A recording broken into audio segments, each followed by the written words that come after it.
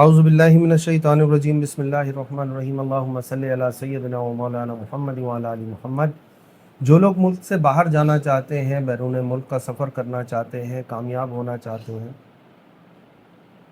اور چاہتے ہیں کہ ان کا کام آسانی سے اور بہترین طریقے سے ہو جائے، کسی قسم کی رکاوٹ یا پریشانی نہ ہو، تو ان کو چاہیے روزانہ فجر کے بعد یا عشاء کے بعد 313 مرتبہ اول آخر درود شریف 11 مرتبہ 313 مرتبہ یا فتاح یا رزاق یا وہاب، یا فتاح یا رزاق یا وہاب 313 مرتبہ پڑھیں۔ اللہ رب العزت کے فضل و کرم سے آپ کے تمام معاملات